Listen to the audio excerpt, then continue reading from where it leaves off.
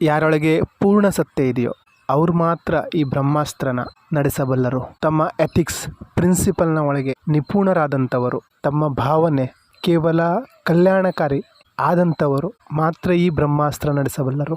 ನಾನು ನನ್ನದು ಅನ್ನೋದನ್ನು ಬಿಟ್ಟು ಲೋಕ ಕಲ್ಯಾಣಕ್ಕಾಗಿ ಯೋಚನೆ ಮಾಡೋದನ್ನು, ಆ ಭಾವ ನಮ್ಮಲ್ಲಿದ್ದಾಗ ನಾವು ಬ್ರಹ್ಮಾಸ್ತ್ರ ನಡೆಸಲು ಸಶಕ್ತರಾಗ್ತೀವಿ. ನಾವು ಬರೀ ನಾನು ನಂದು ಅಂತ ಲಿಮಿಟೆಡ್ ಆಗಿ ಕೂತ್ಕೊಂಡ್ರೆ, ಹೊರಗಡೆಯ ಏನು ಯೋಚನೆ ಮಾಡಿಲ್ಲ ಅಂದರೆ ಬ್ರಹ್ಮಾಸ್ತ್ರದ ಅನುಸಂಧಾನ ಆಗೋದು ಹೇಗೆ? ನಮ್ಮ ಯೋಚನೆ ಒಂದು ಲಿಮಿಟೇಷನ್ನಲ್ಲಿ ಬಂದಿಯಾಗಿದೆ. ನಾನು ಈ ಕಾಲದಲ್ಲಿ, ಈ ಗೋತ್ರದಲ್ಲಿ, ಇಂಥ ಜಾತಿಯಲ್ಲಿ, ಇಂಥ ಧರ್ಮದಲ್ಲಿ ನಾನು ಹುಟ್ಟಿದ್ದೇನೆ, ಇವರು ನಮ್ಮ ಜನರು, ಇದು ನಮ್ಮ ಸಂಪ್ರದಾಯ, ಇದು ನಮ್ಮ ಪರಂಪರೆ, ಈ ರೀತಿ ನಾವು ಬಂದಿಯಾಗಿದ್ದೇವೆ. ಬ್ರಹ್ಮೋಪದೇಶ, ಬ್ರಹ್ಮನ ಅರಿಯೋದು, ಬ್ರಹ್ಮನ ಉಪಾಸನೆ ಇದೊಂಥರ ಫ್ಯಾಷನ್ ಆಗಿಬಿಟ್ಟದೆ. ಈ ದಾರಿಲಿ ಹೋದ್ರೆ ಮಾತ್ರ ಬ್ರಹ್ಮ ಸಿಗ್ತಾನೆ, ಬ್ರಹ್ಮನನ್ನು ಅರಿಬಹುದು ಅನ್ನೋ ಫ್ಯಾಷನ್ ಆಗಿದೆ. ಆ ರೀತಿ ಏನೂ ಇಲ್ಲ. ಬ್ರಹ್ಮ ಸರ್ವವ್ಯಾಪಿ ಅಂದರೆ ಎಲ್ಲಿಂದ ಬೇಕಾದ್ರೂ ಹೋಗ್ಬೋದಲ್ವ? ಬ್ರಹ್ಮ ಎಲ್ಲ ಕಡೆ ವ್ಯಾಪ್ತಿಯಾಗಿದ್ದಾನೆ ಅಂದರೆ ಎಲ್ಲಿಂದ ಬೇಕಾದ್ರೂ ಸಿಗ್ಬೋದಲ್ವ? ಹಿಂಗೆ ಹೋಗ್ಬೇಕು ಅನ್ನೋದೇನಿದೆ. ಯಾಕೆ ಇದನ್ನು ಯಾರು ಕಲಿಸಲ್ಲ? ಯಾಕೆಂದರೆ ಜನರಿಗೆ ತಮ್ಮ ಸ್ವಂತ ಪರಂಪರೆಯ ಒಳಗೆ ರುಚಿ ಇದೆ, ತಮ್ಮ ಪರಿವಾರ, ತಮ್ಮ ಸಮುದಾಯ ಜಾಸ್ತಿ ಮಾಡುವ ರುಚಿ ಇದೆ. ನಾವು ಯಾವ ಅವಸ್ಥೆಯಲ್ಲಿದ್ದೀವೋ ಅಲ್ಲಿಂದಲೇ ಶುರು ಮಾಡಬಹುದು. ನಾವು ನಮ್ಮ ಯೋಚನೆನ, ವಿಚಾರನ ಆಳ ಮಾಡುವ ಅವಶ್ಯಕತೆ ಇದೆ. ಯಾರದ್ದೋ ಜ್ಞಾನನ ಸಾಲ ತಗೊಳ್ಳೋ ಅವಶ್ಯಕತೆ ಇಲ್ಲ. ಸಣ್ಣ ಸಣ್ಣ ಮಾನ್ಯತೆಯಲ್ಲಿ, ಸಣ್ಣ ಸಣ್ಣ ವಿಷಯದಲ್ಲಿ ನಾವು ನಮ್ಮ ಸಮಯನ ಹಾಳು ಮಾಡ್ತಾ ಇದ್ದೀವಿ. ಯಕ್ಷಿಣಿ ಸಾಧನೆ ಮಾಡಲಾ, ಅಪ್ಸರ ಸಾಧನೆ ಮಾಡಲಾ, ಶ್ರೀವಿದ್ಯೆ ಮಾಡಲಾ, ಬಗಲಮುಖಿ ಮಾಡಲಾ, ಕಾಳಿ ಸಾಧನೆ ಮಾಡಲಾ, ಪ್ರತ್ಯಂಗಿರ ಸಾಧನೆ ಮಾಡಲಾ, ಎಷ್ಟು ಸಮಯ ಇದೆ ನಿಮ್ಮ ಹತ್ರ? ಎಷ್ಟು ಸಮಯ ಇದೆಯೋ ಅದರ ಸದುಪಯೋಗ ಎಷ್ಟು ಮಾಡ್ತಾ ಇದ್ದೀರಾ? 8 ಅವರ್ ನಿದ್ದೆ ಮಾಡ್ತೀರಾ? 8 ಅವರ್ ಕೆಲಸಕ್ಕೆ ಹೋಗ್ತೀರಾ? 2 ಅವರ್ ಹೋಗ್ಲಿಕ್ಕೆ ಬರ್ಲಿಕ್ಕಾಗತ್ತೆ, 2 ಅವರ್ ತಿಂಡಿ ತಿನ್ನಲಿಕ್ಕೆ, ಊಟ ಮಾಡಲಿಕ್ಕಾಗತ್ತೆ. 20 ತಾಸು ಆಯಿತು, ಇನ್ನೊಂದು 4 ತಾಸು ಅದು ನಿಮ್ಮ ಫೇಸ್ಬುಕ್ಕು, ಇನ್ಸ್ಟಾಗ್ರಾಮು ತಿಂದಾಗ್ತದೆ. ನಾವು ಬರೀ ಗೂಗಲಲ್ಲಿ, ಯೂಟ್ಯೂಬಲ್ಲಿ ನೋಡಿಕೊಂಡೆ ಜ್ಞಾನ ಆಗ್ಬೋದು ಅಂದರೆ ಅದು ಆಗಲ್ಲ. ಈ ಗೂಗಲು ಮಾಯಾಜಾಲ ಇದ್ದಂಗೆ, ನಾವೇ ಖುದ್ದಾಗಿ ಎಕ್ಸ್ಪ್ಲೋರ್ ಮಾಡಬೇಕಾಗ್ತದೆ. ಬ್ರಹ್ಮಾಸ್ತ್ರ ತನಕ ತಲುಪಲಿಕ್ಕೆ ನಾವು ಎಂತೆಂಥ ಪ್ರಯೋಗದಿಂದ ಹೋಗಬೇಕಾಗ್ತದೆ. ಈ ಬ್ರಹ್ಮಾಸ್ತ್ರನ ಪಡಿಬೇಕು ಅಂದರೆ ನಮ್ಮ ಭಯ, ಭ್ರಾಂತಿ, ಲಜ್ಜೆ, ನಿಂದೆ ಇವೆಲ್ಲ ಬಿಡಬೇಕಾಗ್ತದೆ. ನೀವು ಪರಿಪಕ್ವನೇ ಆಗಿಲ್ಲ ಅಂದರೆ ಸಾಧನೆ ಒಳಗೆ ನಿಮ್ಮ ಗುರು ಕರ್ಕೊಂಡು ಹೋದರೆ ನೀವು ಮುಳುಗೋದಲ್ಲದೆ ಗುರುನು ಮುಳುಗಿಸ್ಬಿಡ್ತೀರ. ಗುರುವಿನ ಕೆಲಸ ಶಿಷ್ಯನಿಗೆ ಬ್ರಹ್ಮನ್ ತನಕ ತಲುಪಲಿಕ್ಕೆ ಯೋಗ್ಯನನ್ನಾಗಿ ಮಾಡೋದು. ಇದು ಅಸಾಧಾರಣ ವಿದ್ಯೆ. ಯಾರೋ ಅಸಾಧಾರಣರೋ ಅವರಿಗೆ ಈ ವಿದ್ಯೆ ಪ್ರಾಪ್ತಿಯಾಗ್ತದೆ. ಸಾಧಾರಣ ವ್ಯಕ್ತಿಗಾಗಿ ಈ ವಿದ್ಯೆ ಅಲ್ಲ. ನಂದು ಈ ಕೆಲಸ ಆಗಲಿ, ನಂದು ಆ ಕೆಲಸ ಆಗಲಿ, ಭಿಕಾರಿಗಳಿಗಲ್ಲ ಈ ಸಾಧನೆ. ನಮ್ಮನ್ನು ನಾವು ತಪ್ಪಿಸಲಿಕ್ಕೆ ಸಿದ್ಧರಿದ್ದೀವ? ನಮ್ಮನ್ನು ನಾವು ಮುಂದುವರಿಸಲಿಕ್ಕೆ ತಯಾರಿದ್ದೀವ? ಈ ಸಿದ್ಧಿ ಮಾಡ್ಕೊಳ್ತೀನಿ ಅನ್ನುವಂಥವರಿಗೆ ಈ ಸಾಧನೆ. ಈ ಬ್ರಹ್ಮಾಸ್ತ್ರ, ಈ ಬ್ರಹ್ಮಜ್ಞಾನ ಪಡಿಬೇಕು ಅಂದರೆ ನಮ್ಮೊಳಗೇನು 90% ಅಂಧವಿಶ್ವಾಸನ ತುಂಬಿಕೊಂಡಿದ್ದೀವೋ ಅದೆಲ್ಲವನ್ನು ಬಿಡಬೇಕಾಗ್ತದೆ. ಇದು ಮಾಡಿದ್ರೆ ಹಿಂಗಾಗ್ತದೆ, ಅದರಲ್ಲಿ ಹಂಗೆ ಹೇಳಿದ್ದಾರೆ, ಇದರಲ್ಲಿ ಹಿಂಗೆ ಹೇಳಿದ್ದಾರೆ, ಖಾಲಿ ಮಾಡಬೇಕಾಗ್ತದೆ. ನಮ್ಮ ಈ ಚಕ್ರ ಆ್ಯಕ್ಟಿವ್ ಆಗಿದೆ, ಆ ಚಕ್ರ ಬ್ಲಾಕ್ ಆಗಿದೆ, ಯಾರು ಹೇಳಿದ್ದೀವೆಲ್ಲ? ಈ ಚಕ್ರದವರು ನಮ್ಮನ್ನು ಮುಟ್ಟಾಳರನ್ನಾಗೆ ಮಾಡ್ತಾ ಇರೋದು. ಚಕ್ರ ಆ್ಯಕ್ಟಿವೇಟ್ ಇರಲಿಲ್ಲ ಅಂದರೆ ನಾವು ಸತ್ತೋಗಿರ್ತಿದ್ವಿ. ಇಂಥವೇ ನಾವು ತಲೆಯಲ್ಲಿ ತುಂಬಿಕೊಂಡಿರೋದು. ಇಂಬ್ಯಾಲೆನ್ಸ್ ಆಗಿದೆ, ಹೀಲ್ ಮಾಡಬೇಕಾಗ್ತದೆ. ಈ ರೀತಿಯ ಭ್ರಾಂತಿಗಳನ್ನೇ ಹೊತ್ಕೊಂಡು ನಾವು ತಿರುಗಾಡ್ತಾ ಇದ್ದೀವಿ. ಪರಮಾತ್ಮ ಎಲ್ಲರಲ್ಲೂ ಸಮಾನ ರೂಪದಲ್ಲಿ ವಿದ್ಯಮಾನ ಆಗಿದ್ದಾರೆ. ಯಾರ ಜಾಗೃತಿ ನಾವು ಮಾಡಬೇಕು? ಅಥವಾ ನಮ್ಮ ಮೇಲೆ ಯಾರ ಬಂಧನ ಇದೆ, ಅವನ ಜಾಗೃತಿ ಆಗ್ತಾ ಇಲ್ಲ. ನಮಗೆ ನಮ್ಮ ಸ್ವರೂಪದ ಜ್ಞಾನ ಇದ್ದರೆ ಈ ಮಾಯೆಯಿಂದ ತಕ್ಷಣ ನಾವು ಹೊರ ಬಂದುಬಿಡ್ಬೋದು.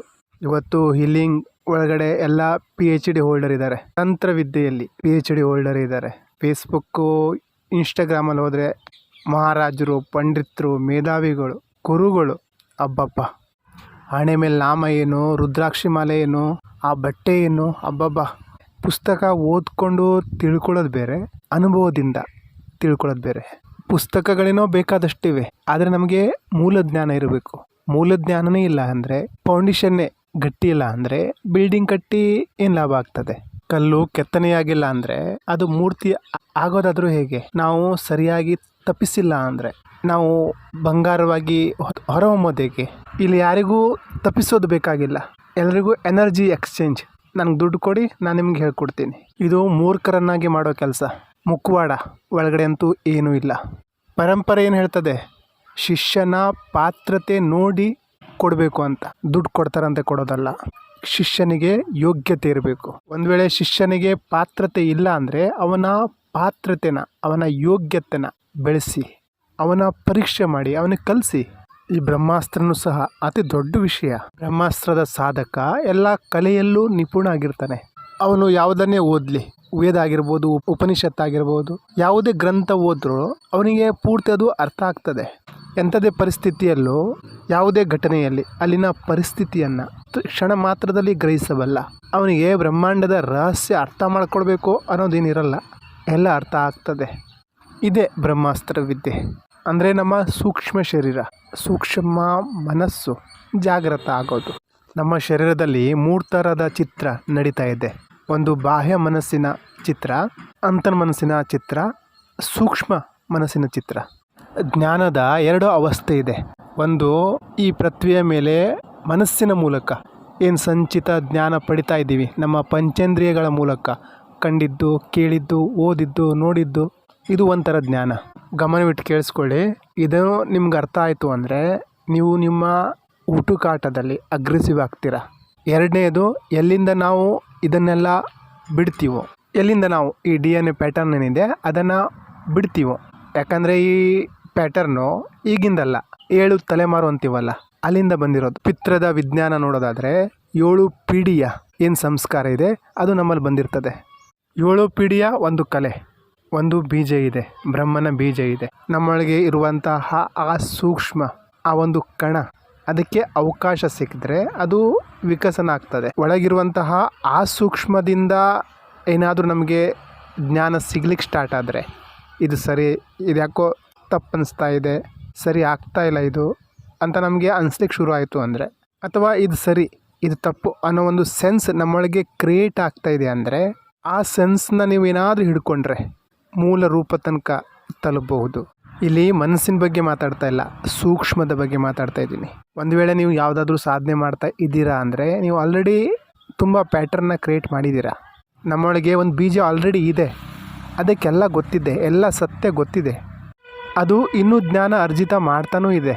ಎಲ್ಲಿಂದ? ಯೂನಿವರ್ಸಿಂದ. ನಮ್ಮ ಒಂದು ಶರೀರ ಬ್ರಹ್ಮಾಂಡದಲ್ಲಿದೆ. ಅಂದರೆ ಒಟ್ಟು 14 ಥರದ ಶರೀರ ಇದೆ ಅಂತಾರೆ. ಮುಖ್ಯವಾಗಿ 5: ಈ ಸ್ಥೂಲ ಶರೀರ, ಸೂಕ್ಷ್ಮ ಶರೀರ, ಕಾರಣ ಶರೀರ, ಮಹಾಕಾರಣ ಶರೀರ, ವಿರಾಟ್ ಶರೀರ. ಸಾಧಕನ ಚೇತನ ಸ್ಥೂಲದಿಂದ ಸೂಕ್ಷ್ಮಕ್ಕೆ, ಸೂಕ್ಷ್ಮದಿಂದ ಕಾರಣ ಶರೀರಕ್ಕೆ, ಕಾರಣದಿಂದ ಮಹಾಕಾರಣ ಶರೀರಕ್ಕೆ, ಮಹಾಕಾರಣದಿಂದ ವಿರಾಟ್ ಶರೀರಕ್ಕೆ ಪ್ರವೇಶ ಮಾಡಿದಾಗ ಆ ವಿರಾಟದ ಒಳಗೆ ಆ ಎಟಮ್ ಸ್ಥಿರ ಆಗಲಿಕ್ಕೆ ಶುರು ಆಗ್ತದೆ. ಆವಾಗ ಬ್ರಹ್ಮನ ಉತ್ಪತ್ತಿ ಆಗ್ತದೆ, ಹೊಸ ಬ್ರಹ್ಮನ ಜನ್ಮ ಆಗ್ತದೆ. ನಮ್ಮ ಸ್ಥೂಲದಲ್ಲಿ ಇರ್ತದೆ, ಆದರೆ ನಮ್ಮ ಚೇತನದಲ್ಲಿ ಇರ್ತದೆ. ಸ್ಥೂಲದಲ್ಲಿ ಘಟಿಸಲ್ಲ, ಸೂಕ್ಷ್ಮದಲ್ಲಿ ಘಟಿಸ್ತದೆ. ಇದಾದಾಗ, ಇದು ಘಟಿಸಿದಾಗ ಅನಂತ ಬ್ರಹ್ಮಾಂಡದ ಜ್ಞಾನ ಎಲ್ಲವೂ ಪ್ರಾಪ್ತಿಯಾಗ್ತದೆ. ನಮ್ಮೊಳಗೆ ಆಲ್ರೆಡಿ ಒಂದು ಶರೀರ ಸುಷುಪ್ತದಲ್ಲಿದೆ, ಅದರೊಳಗೆ ಎಲ್ಲ ಸಿದ್ಧಿ ಇದೆ. ಆದರೆ ಅದನ್ನು ಆ್ಯಕ್ಟಿವ್ ಮಾಡಲಿಕ್ಕೆ ನಾವು ಸಾಧನೆಯ ಮಾರ್ಗದಲ್ಲಿ ಇಳಿಲೇಬೇಕು. ಅದರೊಳಗೆ ಜನ್ಮ ಜನ್ಮಾಂತರದ ಪುಣ್ಯ ಸಂಚಿತ ಆಗಿದೆ. ಆ ಶರೀರ ಪಂಚತತ್ವದ ರೂಪದಲ್ಲಿಲ್ಲ, ಅದು ವೈಬ್ರೇಷನ್ ರೂಪದಲ್ಲಿದೆ, ಚೇತನದ ರೂಪದಲ್ಲಿದೆ. ಆ ವಿರಾಟ್ ಶರೀರ ಜಾಗೃತ ಆದರೆ ನಾವು ಬ್ರಹ್ಮನ ಸ್ವರೂಪ ಪಡಿಬಹುದು. ಅದು ಜಾಗೃತ ಆಯಿತು ಅಂದರೆ ನಮ್ಮಲ್ಲಿ ಬದಲಾವಣೆ ಏನಿದೆ ಅದು ಆಟೋಮೆಟಿಕ್ ಆಗಿ ಆಗ್ತಾ ಬರ್ತದೆ. ಆನಂದ, ಸಮರ್ಪಣ ಭಾವ ಎಲ್ಲವೂ ಆಟೋಮೆಟಿಕ್ ಆಗಿ ಆಗ್ತದೆ. ಆ ಶರೀರ ಆ್ಯಕ್ಟಿವೇಟ್ ಆದರೆ ಎಲ್ಲ ಗುಣ, ಎಲ್ಲ ಕಲೆ ನಮ್ಮೊಳಗೆ ಪ್ರವೇಶ ಮಾಡ್ತದೆ. ಅದು ನಮ್ಮದೇ ಶರೀರ, ಆದರೆ ನಾವು ಅದನ್ನು ಬಿಟ್ಟು ಬಂದಿದ್ದೀವಿ. ಸಾಧಕನ ಬಗ್ಗೆ ಮಾತಾಡ್ತಾ ಇದ್ದೀನಿ, ಮಾಮೂಲಿ ಮನುಷ್ಯನ ಬಗ್ಗೆ ಅಲ್ಲ. ಯೂನಿವರ್ಸನ ಜೊತೆ ಯಾರ ಆಟೋ ಟ್ಯೂನಿಂಗ್ ಆಗಿದೆಯೋ ಅಂಥವ್ರಿಗೆ ಮಾತ್ರ ಇದೇನು ಹೇಳ್ತಾ ಇದ್ದೀನಿ ಅನ್ನೋದು ಅರ್ಥ ಆಗ್ತದೆ. ಅಂದರೆ ಈ ವಿಡಿಯೋಗೆ ಎಲ್ಲರೂ ನಿಲ್ಲಿಕ್ಕಾಗಲ್ಲ, ಎಲ್ಲರೂ ಬರಲಿಕ್ಕಾಗಲ್ಲ. ಯಾರಿಗೆ ಸ್ವಲ್ಪ ಅನುಭವ ಆಗಿರ್ತದೋ ಅವರಿಗಿದು ಅರ್ಥ ಆಗ್ತದೆ. ಹೌದು, ಈ ರೀತಿಯೂ ಆಗ್ತದೆ, ಆಗಬಹುದು. ಒಂದೊಂದು ಸಲ ನಾವು ಯಾವ ಜಾಗದಲ್ಲಿ ಕೂತ್ಕೊಂಡಿದ್ದೀವೋ ಅಥವಾ ಎಲ್ಲಿಗಾದರೂ ಹೋದಾಗ ಈ ಜಾಗ ನಾನು ಮುಂಚೆ ಬಂದಿದ್ದೀನಿ ಅನಿಸ್ಬಿಡ್ತದೆ. ಅಥವಾ ನಮ್ಮ ಅಕ್ಕಪಕ್ಕ ಏನಾದರೂ ಘಟನೆ ಆದಾಗ ನಮಗೆ ಅನುಭವ ಆಗ್ತದೆ, ಹೌದು ಇದು ಹೀಗೆ ಆಗುತ್ತೆ ಅನ್ನೋದು ನಮ್ಗೆ ಗೊತ್ತಿರ್ತದೆ. ಒಂದೊಂದು ಸಲ ಏನಾಗ್ತದೆ ಅಂದರೆ 3 ತಾಸಿನ ಜರ್ನಿ, ನಾವು ಸ್ಥೂಲ ಶರೀರದಿಂದ ಹೋಗ್ಬೇಕಂದ್ರೆ ಒಂದು 3 ತಾಸು ಬೇಕಾಗ್ತದೆ. ಆದರೆ ನಾವು ಅಲ್ಲಿ ಡೆಸ್ಟಿನೇಷನ್ ತಲುಪಿದಾಗ ಇಷ್ಟು ಬೇಗ ಬಂದುಬಿಟ್ಟು ಅನಿಸ್ಬಿಡ್ತದೆ. ಅಂದರೆ ಅಲ್ಲಿ ನಮ್ಮ ಶರೀರದ ಭಾವ, ಮನಸ್ಸಿನ ಭಾವ ಬಿಟ್ಟು ಹೋಗಿರ್ತದೆ. 2 ನಿಮಿಷದಲ್ಲೇ ಬಂದುಬಿಟ್ವಿ ಅನ್ನೋ ಥರ ಫೀಲ್ ಆಗ್ತದೆ. ಅಂದರೆ ಟೈಮಿಂಗ್ನ ಬಗ್ಗೆ ಗೊತ್ತೇ ಆಗಲ್ಲ. ಅಂದರೆ ಸಮಯ ಬೇಗ ಹೋಗ್ತಾ ಇದೆ ಅನಿಸ್ಬಿಡ್ತದೆ, ಅಥವಾ ಸಮಯ ತುಂಬ ಸ್ಲೋ ಆಗಿ ಹೋಗ್ತಾ ಇದೆ ಅನ್ನಿಸ್ತದೆ. ಒಂದೊಂದು ಸಲ ನಾವು ಸ್ಥೂಲದಲ್ಲಿ ಇಲ್ಲಿದ್ದರೂ ಸಹ ಬೇರೆ ಎಲ್ಲೋ ಇರ್ತೀವಿ. ಒಂದೊಂದ್ಸಲ ನಾವು ಇಲ್ಲಿ ಕೂತ್ಕೊಂಡಿದ್ದೀವಿ ಆದರೆ ಮತ್ತೆಲ್ಲೋ ಇರ್ತೀವಿ ಅಂದರೆ ಅರ್ಥ ಮಾಡ್ಕೊಳ್ಳಿ, ಒಳಗಡೆ ಏನೋ ಆ್ಯಕ್ಟಿವೇಟ್ ಆಗ್ತಾ ಇದೆ. ನಮ್ಮ DNA ಒಳಗಡೆ ಏನೋ ಗತಿವಿಧಿ ನಡೀತಾ ಇದೆ. ಬ್ರಹ್ಮಾಸ್ತ್ರದ ಸಾಧಕನಲ್ಲಿ ಇಂಥ ತುಂಬ ಸೆನ್ಸೇಷನ್ ಶುರು ಆಗ್ತದೆ. ಅವನಿಗೆ ತುಂಬ ಬೇಗ ಕೆಲವು ವಿಷಯಗಳು ಅರ್ಥ ಆಗ್ಲಿಕ್ಕೆ ಶುರು ಆಗ್ತದೆ. ಆ ಸಾಧಕ ಒಂದೊಂದ್ಸಲ ಒಂದು ವಿಷಯನ ಅರ್ಥ ಮಾಡ್ಕೊಳ್ಳಿಕ್ಕೆ ತುಂಬ ಟೈಮ್ ತಗೋತಾನೆ. ಒಂದೊಂದ್ಸಲ ಕ್ಷಣ ಮಾತ್ರದಲ್ಲಿ ಅವನಿಗದು ಅರ್ಥ ಆಗ್ತದೆ. ಇದು ಹೀಗೆ ನಮ್ಮ ಸೂಕ್ಷ್ಮ ಮತ್ತು ಸ್ಥೂಲದ ಮಧ್ಯೆ ಏನು ಇಂಬ್ಯಾಲೆನ್ಸ್ ಶುರು ಆಗ್ತದೆ. ನಾವು ಒಂದು ವೇಳೆ ಸೂಕ್ಷ್ಮದಲ್ಲಿ ಜಾಸ್ತಿ ಹೋಗ್ಲಿಕ್ಕೆ ಶುರು ಮಾಡಿದ್ರೆ ನಾವು ಶಾಂತರಾಗಿರ್ತೀವಿ. ಪ್ರಪಂಚದಿಂದ ಏನೂ ಆಗಬೇಕಾಗಿರಲ್ಲ, ನಮ್ಮಲ್ಲಿ ನಾವು ಮಗ್ನರಾಗಿರ್ತೀವಿ. ಒಂದೊಂದ್ಸಲ ಎಷ್ಟು ಮುಳುಗೋಗಿರ್ತೀವಿ ಅಂದರೆ ಟೈಮ್ ಹೋಗಿದ್ದೇ ಗೊತ್ತಾಗಲ್ಲ. ಇಷ್ಟೊತ್ತು ಕೂತ್ಕೊಂಡಿದ್ನ ಅನಿಸ್ಬಿಡ್ತದೆ. ಅಂದರೆ ನಮ್ಮ ಆತ್ಮ ಟ್ರಾವೆಲಿಂಗ್ ಮಾಡ್ತಾ ಇರ್ತದೆ. ನೀವು ನಿಮ್ಮ ಬಾಲ್ಯದ ದಿನಗಳನ್ನು ನೋಡಿ, ಇವತ್ತಿನ ದಿನ ನೋಡಿ ಎಷ್ಟು ಬೇಗ ಟ್ರಾನ್ಸ್ಫಾರ್ಮೇಷನ್ ಆಗಿದೆ.